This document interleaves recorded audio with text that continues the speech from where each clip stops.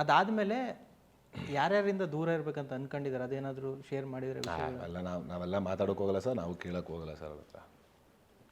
Next ಸಿನಿಮಾಗಳು sir, especially ಪ್ರೊಫೆಷ್ನಲಾಗಿ ಸಿನಿಮಾಗಳು, ಇಂತಿಂಥ ಸಿನಿಮಾ ಮಾಡು, ಇಂತಿಂಥ ಕ್ಯಾರೆಕ್ಟರ್ ಟ್ರೈ ಮಾಡು ಅಂತ ಏನಾದ್ರು ಹೇಳ್ತಾ ಇರ್ತಾರೆ ಸರ್ ಆ ವಿಷಯವಾಗಿ? ಅದೇ ಅವ್ರು ಹೇಳೋದು ಒಂದೇನೋ, ಪಡ ಅಂದರೆ ಸಿನಿಮಾ ಮಾಡ್ರಪ್ಪ. ಈಗ ನೀವು ಇನ್ನೊಂದು 5 ವರ್ಷ ಹೋದ್ಮೇಲೆ ನಾವುಗಳು ಇವಾಗ ಕಾಲೇಜ್ ಸಿನಿಮಾ ಮಾಡೋಕ್ಕಾಗಲ್ಲ, ಕಾಲೇಜ್ ಸ್ಕ್ರಿಪ್ಟ್ ಬಂದರೆ ನೀವು ನೆಕ್ಸ್ಟ್ ಇನ್ನೊಂದು 5 ವರ್ಷ ಆದ್ಮೇಲೆ ಕಾಲೇಜ್ ಸ್ಕ್ರಿಪ್ಟ್ ಬಂದರೆ ಮಾಡೋಕ್ಕಾಗಲ್ಲ. ಪಡ ಅಂದರೆ ಏಜ್ ಇದ್ದಾಗ ಮಾಡ್ಕೊಳ್ರಿ, ಟೈಮ್ ಸ್ಪೆಂಡ್ ಮಾಡಬೇಡ್ರಿ ಅಂತ ಹೇಳೋದು. ಕೆಲವೊಂದು ಸಲ ಸ್ಟೇಜ್ ಮೇಲೆ ಆ ಗಜಪಡೆ ನೋಡೋದೇ ಚೆನ್ನಾಗಿತ್ತು. ಆ್ಯಕ್ಚುಲಿ ಕನ್ನಡ ಇಂಡಸ್ಟ್ರಿಲಿ ಒಗ್ಗಟ್ಟನ್ನು ತುಂಬ ಕಮ್ಮಿ ಇತ್ತು, ಅದನ್ನು ನೀವು ಪ್ರದರ್ಶನ ಮಾಡ್ತಾಯಿದ್ರಿ ಪ್ರತಿ ಸಲ ದರ್ಶನ್ ಸರ್ ಹಿಂದ್ಗಡೆ ನಿಂತ್ಕೊಂಡು. ಆ ಗಜಪಡೆ ಆ ವೈಭವನ ಮತ್ತೆ ನೋಡ್ಬೋದಾ ನಾವು, ಅಥವಾ ನೋಡೋಕ್ಕಾಗಲ್ವಾ? ಅದು ನನಗೆ ಗೊತ್ತಿಲ್ಲ ಸರ್, ಬೇರೆಯವ್ರ ಬಗ್ಗೆ ನನಗೆ ಗೊತ್ತಿಲ್ಲ. ನಾವಂತೂ ಅವ್ರು ಯಾವಾಗಲೂ ಇದ್ದೇ ಇರ್ತೀವಿ, ಬೇರೆಯವ್ರ ಬಗ್ಗೆ ನಮ್ಗೆ ಗೊತ್ತಿಲ್ಲ.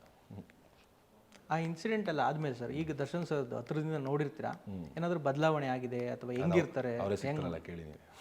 ನಾನು ಹಿಂಗೆ ಹೇಳಿ ಅವ್ರ ಬದಲಾವಣೆ ಅಲ್ಲ, ನೀವು ನೋಡಿದಾಗ ನಿಮ್ಗೆ ಏನಾದರೂ ಆಗಿರುತ್ತೆ ಸರ್, 100% ಗೊತ್ತಾಗಿರುತ್ತಲ್ಲ ಹಿಂಗೆ ಏನು ಅಂತೆಲ್ಲ.